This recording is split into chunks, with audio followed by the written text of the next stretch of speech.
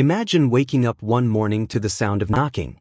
Not the kind of gentle tap you'd expect from a friendly neighbor delivering cookies, but a cold, commanding rap, sharp and deliberate, like the sound of judgment. I stumbled to the door, still fogged by sleep, and found 3 figures standing on my porch. They weren't friends, they weren't smiling. They were members of the Homeowners Association. Their clipboards gleamed under the morning light, and their faces wore an expression that was carved in stone. They didn't ask me how I was doing. They didn't say good morning. They went straight to their mission. Your boat must be removed immediately. It's in violation of community guidelines. That was all. No discussion, no room for compromise. Just a decree, delivered as though they were kings and I was a subject. And there it was, their problem with my boat. But what they couldn't possibly know was that this wasn't just any boat. This was the vessel that had carried me through countless serene mornings, drifting across the still lake waters as mist curled up from the surface. This was the boat where I'd found my peace, my reset button when life became too loud. Every creak of the oar, every ripple in the water, reminded me why I bought this house in the first place. It wasn't just wood and metal. It was my anchor. Yet here they stood, shoving a printed citation into my hand, telling me that something so deeply mine was now against their rules. I looked at them, my grip tightening on the notice. The words on that paper blurred for a moment, but one line stood out in bold. Failure to comply may result in fines, suspension of privileges, or further legal action. The arrogance of it burned into me. This wasn't about noise, or safety, or even community values. This was about control, pure and simple. But what the HOA didn't realize, what none of them could have imagined, was that the lake my boat rested wasn't theirs to regulate. It wasn't even public. It was mine.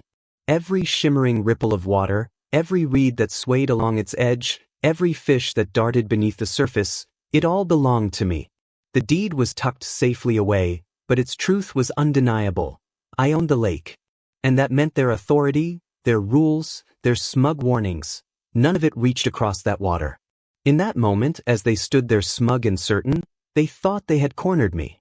They believed they could bend me to their will with threats of fines and the weight of their bylaws.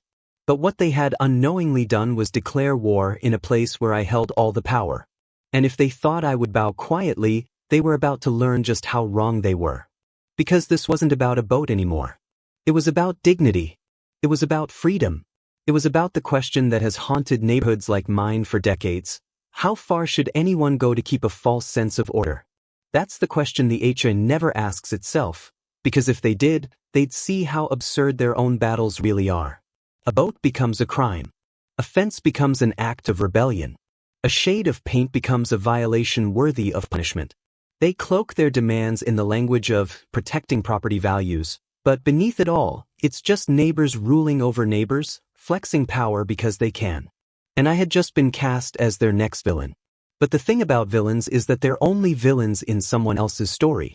In mine, I wasn't the enemy. I was the one being pushed. I was the one forced into the corner. And when you push someone far enough, you eventually find out what they're capable of. I closed the door slowly on their stiff faces, the citation trembling in my hand. My heart raced, but not with fear, with fury. This was my home, my land, my water. And if they wanted to turn this into a battle, then so be it. The only question that remained, the question that echoed louder than their knocking, louder than their smug voices, was this.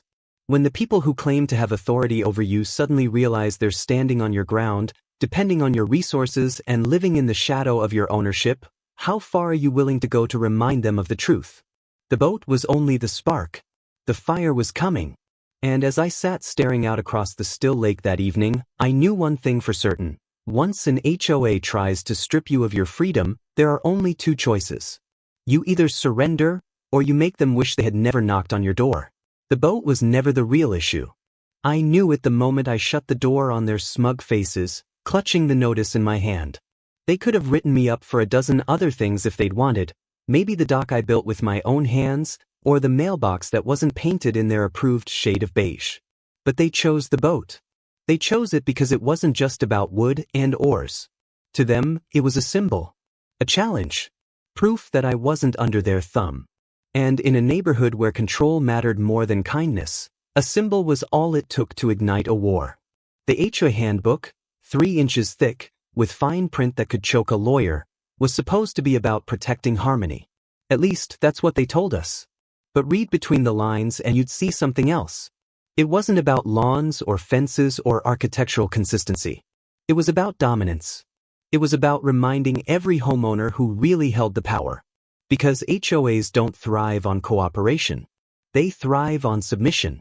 Look closely and you'll see the design. Vague wording in the bylaws, just open-ended enough to be twisted when convenient. Structures must be approved. Property must be maintained. Activities must not disrupt community values. Words so elastic that the board could stretch them into whatever they needed. And once they decide you're a problem, they don't stop until you bend or break. For me, the boat was their test case. It sat quietly at the far end of the lake, tied to a dock that was as steady as the day I built it. It didn't bother anyone. It didn't block a view. It didn't harm the water. But it stood there as a quiet reminder, this lake wasn't theirs. It was mine. And that was the part they couldn't stomach. You see, the lake wasn't just a body of water. For the HOA, it was the jewel of the neighborhood. The fishing club, oh, they wore that like a badge of honor. Embroidered jackets, Saturday tournaments, cookouts along the shore. They paraded it as the crown of their suburban kingdom. For them, the lake wasn't just a place to relax. It was status. It was pride. And pride is fragile. It eats at people when they realize their authority has limits. It gnaws at them when one person, just one, refuses to kneel. That was the hidden problem. It wasn't that my boat was violating rules. It was that my boat reminded them the lake didn't belong to the HOA. It didn't belong to their fishing club. It belonged to me. And that meant their crown jewel, their bragging rights, their sense of control, it was all resting on something they couldn't touch. It made sense why the letters started piling up. First, the dock was unauthorized. Then the boat was out of compliance. Every week a new warning, a new violation, a new attempt to chip away at me. They spoke in the language of rules, but the truth was much simpler. They couldn't stand that their authority ended at my shoreline. But here's the thing about HOAs. Control is addictive. It starts with a simple rule, like grass height. Then it spreads to paint colors, holiday decorations, the number of cars in a driveway. Before long, neighbors stop seeing one another as people and start seeing each other as enforcers. Did you see their trash can was out past 10 a.m.? That fence looks half an inch too tall. I'll report them at the next meeting. What begins as community standards slowly transforms into surveillance. And surveillance breeds paranoia. I felt it the moment I walked outside. Conversations would hush when I passed. Curtains twitched at odd hours, eyes peeking out just long enough to check if my boat was still there. I could feel the weight of their judgment hanging in the air, thick as the summer heat. The HOA thrives on that silence, on neighbors too scared to speak up, too cautious to resist. Because the moment one person resists, the illusion of their power shatters. And that's why they had to come after me. They couldn't let one homeowner stand untouched, owning the one thing they couldn't claim. They couldn't allow a boat, quietly tied to a dock, to remind the neighborhood that the board's reach wasn't infinite. The hidden problem wasn't a boat. It was the dock. It wasn't even the lake. It was pride. Pride that would rather burn down harmony than admit its own limits. The fishing club was their pride, and my boat was the crack in their mirror. Every fish they caught, every tournament they held, every story they told about the lake, all of it depended on me staying silent. On me allowing them to pretend they held authority over waters that were mine. And once I stopped being silent, once I refused to move that boat, the mask slipped. The HOA wasn't protecting anything, protecting themselves. Their image, their illusion of control. That's why the letters grew sharper. That's why the president's voice turned cold whenever we crossed paths. Because if I could resist, then anyone could. And if anyone could, then the HOA's empire of rules would collapse. That was the hidden problem, one they would never admit aloud, but one that consumed them nonetheless. And as the summer wore on, I realized something else. Pride doesn't stay hidden for long. Once it cracks, it spreads. And soon, the consequences would spill out into every corner of the neighborhood, touching everyone who lived under the HOA's watchful eyes. The first ripple was small. A neighbor who once waved at me every morning suddenly pretended not to see me. His garage door shut faster when I walked past. His kids who used to ride their bikes down by the dock no longer came near the lake. It was as if my property had been quarantined, my presence turned into something contagious. That's how HOA battles start, quietly, almost invisibly, until you realize the silence isn't peace at all. The second ripple came at the next board meeting. I wasn't there, but word travels fast in a place like this. A neighbor told me the boat had become an agenda item. My name wasn't mentioned, but everyone knew who they were talking about. They used words like non-compliance, community integrity, threat to values. Property values, that phrase is their sword and shield. Anytime they want to justify something, they summon it like a prayer. They know it cuts deeper than rules or fines. Because nothing terrifies a suburban homeowner more than the idea that their biggest investment, their house, might lose value. And suddenly, I wasn't just the man with the boat. I was the man threatening their future. That's how fast a neighbor turns into a villain. The third ripple came on a Saturday morning. The fishing club was gathered along the shore, coolers full of bait, laughter echoing across the water. Except their laughter had a sharpness to it, pointed like a knife. I could feel their eyes on me as I worked on my dock, their voices rising just loud enough for me to hear. Rules exist for a reason. Some people think they're above it all. Maybe he should move somewhere else if he doesn't like it. The words stung, not because they were true, but because they came from people I'd once shared beers with on this very shoreline. People I'd once trusted. And the ripples kept spreading. Even the kids, once carefree, began to sense the fracture lines running through their parents. A neighborhood that was supposed to be a sanctuary had turned into a battlefield. And at the center of it, the boat sat silently on the water. To me, it was freedom. To them, it was defiance. To the HOA, it was proof their power wasn't absolute. It was a symbol too heavy to ignore, too loaded to forgive.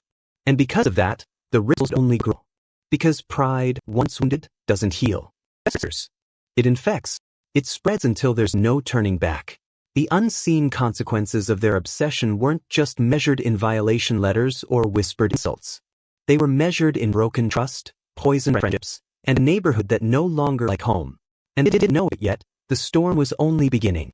The HOA wasn't finished with me. Not shot. And soon, I would have to decide how far I was willing to go back. There comes a point when silence becomes complicity. I had taken the fines. I had endured the stares. I had watched as neighbors turned into informants, friendships into fault lines, and every HOA letter into a fresh attempt to bury me under paper. There comes a moment when you realize they aren't just trying to break you. They're trying to erase you. That realization changed everything. It started late one night at my dining table. The notices spread across the wood like a battlefield map. Each one stamped with the same smug letterhead, notice of violation. The words blurred together, lawn, shutters, trash can, boat, but underneath their accusations I saw a pattern. They weren't enforcing rules. They were hunting me. And I decided that if they wanted war, then war was what they would get. The first one was rage. It was knowledge. I spent hours digging through the HOA bylaws, a document most residents never bother to read. Buried in that labyrinth of legal jargon were contradictions, loopholes, and oversteps the board hoped no one would ever notice. But I noticed. I underlined passages, scribbled notes, built a dossier thicker than their stack of fines. If they wanted to quote rules at me, I would quote them louder. But rules alone weren't enough. Power in a neighborhood isn't just written, it's whispered. And so I began to speak. Quietly, carefully at first. A conversation at the mailbox. A word exchanged at the pool.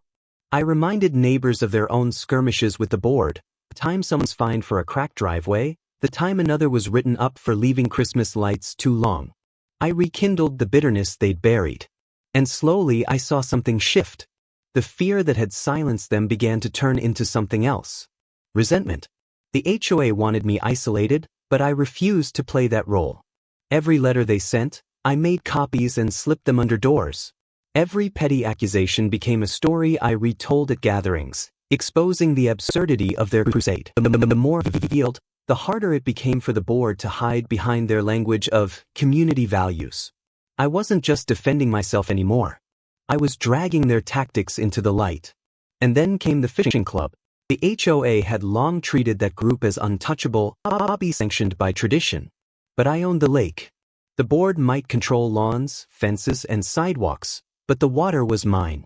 And if they thought they could dictate what sat on my dock, I decided it was time to show them what real control looked like. One morning, I posted signs on the shoreline, private property. Fishing by permit only. The message was simple. The HOA had no authority here. Every cast of a fishing line, every cooler set on the shore, was at my discretion. The club erupted. Shouts carried across the water, threats flew back and forth. The board tried to intervene, sending yet another letter claiming my signs violated community harmony. But this time, I didn't just ignore it. I responded. With their own bylaws. Clause 7, Section 14. The association shall have no jurisdiction over bodies of water not be to its name. The lake was mine. The water was mine. Their power ended at the shoreline. It was the first time they tried to strike, and I struck her. But rebellion isn't just about paperwork and property lines. It's about standing tall when they expect you to kneel. It's about turning their tactics against them. So I began documenting everything. Every letter, every interaction, every board meeting where voices rose and tempers flared. I filmed the way they spoke to me, the way their anger slipped into threats, the way their words betrayed their desperation. And then I shared it. Online forums, community groups, even local journalists who specialized in suburban disputes.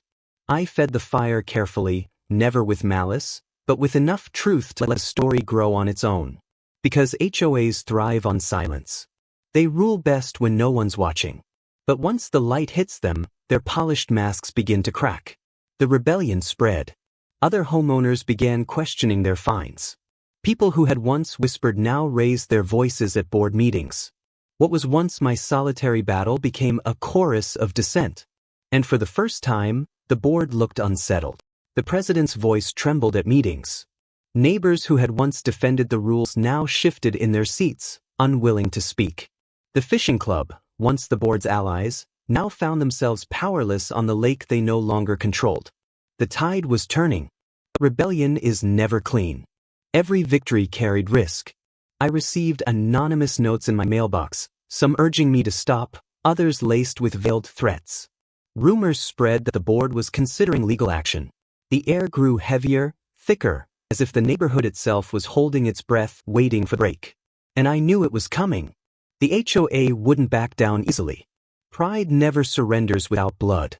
But I wasn't afraid anymore. Rebellion isn't about certainty. It's about resolve. And I had resolved that no board, no president, no rule disguised as community values would ever dictate my freedom again. They had declared war. Now I was ready to fight it on my terms. The night of the final showdown arrived without warning. It was planned. No grand announcement, no scheduled date circled on a calendar. It unfolded like a storm rolling in, sudden and unstoppable, the air charged with tension you could taste on your tongue. The HOA had called an emergency meeting. Everyone knew what it meant. My rebellion, my signs, my refusal to bow, it had pushed them to the brink.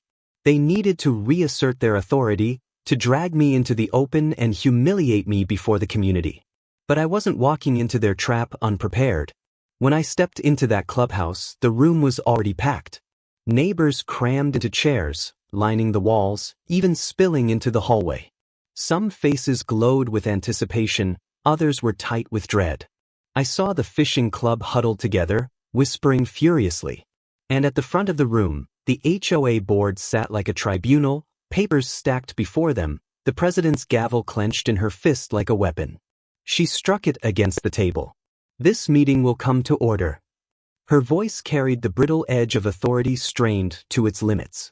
They read out my violations first, the boat on my dock, the signs posted around the lake, the defiance of community regulations.